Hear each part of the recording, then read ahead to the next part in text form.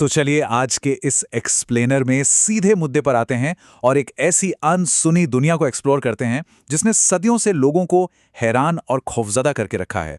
मैं बात कर रहा हूं जिन्नातों की अनदेखी दुनिया की। ये एक ऐसा टॉपिक है जो रियलिटी और रहस्य के बिल्कुल बीचों बीच खड़ा है। अब देखिए, इस प्राचीन रहस्य को सही मायनों में समझने के लिए जरूरी है कि हम खुद से एक सवाल पूछें। आखिर क्या होता है जब इंसानों की दुनिया अनजाने में इस अनदेखी दुनिया की हदों को पार कर जाती है? इस बात को समझने के लिए हम 90 के दशक की एक ऐसी कहानी पर चलते हैं जो लिटरली रोंगटे खड़े कर देती है। ये किस्सा है एक मशहूर सिंगर नौरा अल तकाका का। हुआ कुछ यूं कि नौरा और उनके बैंड को एक बहुत ही आलीशान सी हवेली में एक शादी में परफॉर्म करने के लिए बुलाया गया। शुरू में तो सब बिल्कुल नॉर्मल लग रहा था, लेकिन फिर ना अजीबोगरीब चीजें सामने आने लगीं। सोचिए, जब वहां के मेहमानों ने बैंड का स्वागत करने के लिए उन्हें चूमा, तो उनके गाल किसी जलती हुई भट्ठी की तरह गर्म थे। बिल्कुल एबनॉर्मल। जैसे जैसे रात आगे बढ़ी और उनका परफॉर्मेंस चलता रहा, म्यूजिशियंस को एक अजीब सी थकान घेरने लगी। उनके चेहरों का रंग उड़ गया था, एनर्जी बिल्कुल ड्रेन हो चुकी थी। और दूसरी तरफ उन मेहमानों के चेहरों पर एक बहुत ही अजीब फेक सी मुस्कुराहट चिपकी हुई थी। पर खौफ का सबसे बड़ा झटका तो तब लगा जब वहां नाचती हुई एक औरत की स्कर्ट थोड़ी सी उड़ी और वहां इंसानी पैरों की जगह एक भेड़ के यानी मेमने के पैर थे। ये देखने के बाद बैंड मेंबर्स की तो जान ही निकल गई और वो हड़बड़ाकर उस अंधेरे में भाग खड़े हुए। जब वो वहां से दूर निकले तब एक लोकल आदमी ने उन्हें जो बताया उसने उनके होश उड़ा दिए।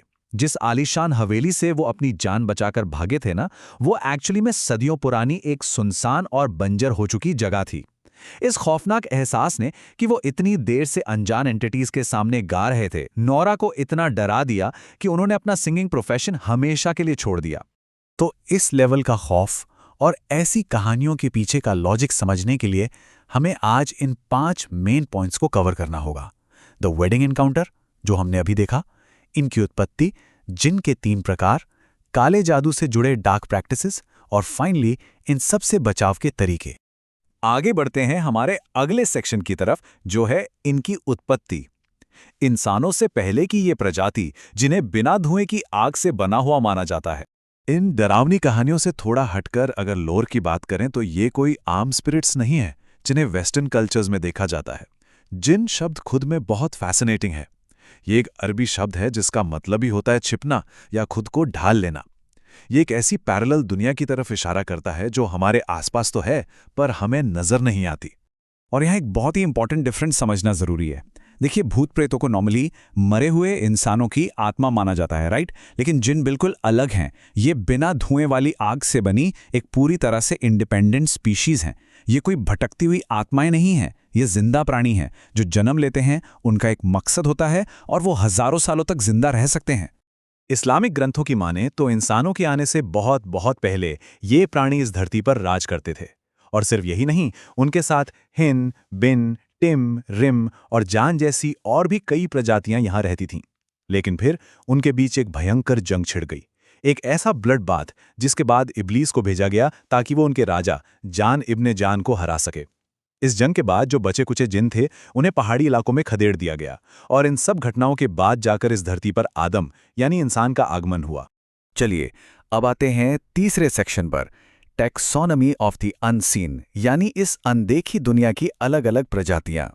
जैसे हमारी एनिमल किंगडम में अलग अलग स्पीशीज होती है ना, वैसे ही इन लोक कथाओं में जिन्नातों को भी अलग अलग कैटेगरीज में डिवाइड किया गया है। ये बिल्कुल एक खौफनाक एनसाइक्लोपीडिया जैसा है। सबसे ऊपर आते हैं मरीद, जो उड़ सकते हैं, लिटरली बहुत ज्यादा ताकतवर होते हैं और कहा जाता है कि ये इंडिया, पाकिस्तान और ईरान में पाए जाते हैं। फिर आते हैं घूल, जो किसी भी जानवर जैसे सांप या कुत्ते का रूप ले सकते हैं। और तीसरा टाइप है आलसी जिन। ये होते तो बेहद शक्तिशाली हैं, पर इन्हें बस एक जगह आराम से बैठकर बिना कुछ किए चुपचाप सब ऑब्जर्व करना पसंद होता है। अब इनमें से सबसे ज्यादा खौफ जिस टाइप का है वो है घूल। ये कंप्लीटली प्रेडेटरी होते हैं। इनका काम करने का तरीका बहुत डरावना है। ये सबसे पहले इंसानी दिमाग पर अटैक करते हैं ताकि इंसान अपना रास्ता भटक जाए।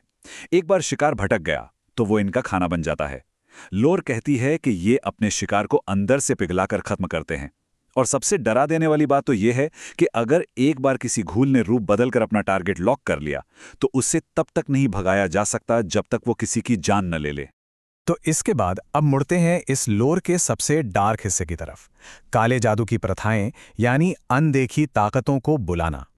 देखिए, अभी जो हमने स्टार्टिंग में वेडिंग वाली कहानी सुनी थी वो तो सिर्फ एक अनजाने में हुई मुलाकात थी, बाय एक्सीडेंट। लेकिन लोक कथाएं हमें एक बहुत ही डिस्टर्बिंग वार्निंग भी देती हैं। कुछ लोग इन एंटिटीज को बिल्कुल किसी वेपन, किसी हथियार की तरह इस्तेमाल करते हैं। कहा जाता है कि काले जादू की प्रैक्टिस करने वाले लोग इन जिन्नातों को बुलाते हैं ताकि वो अपने दुश्मनों की जिंदगी, उनकी खुशियां और उनका मेंटल पीस पूरी तरह से बर्बाद कर सके।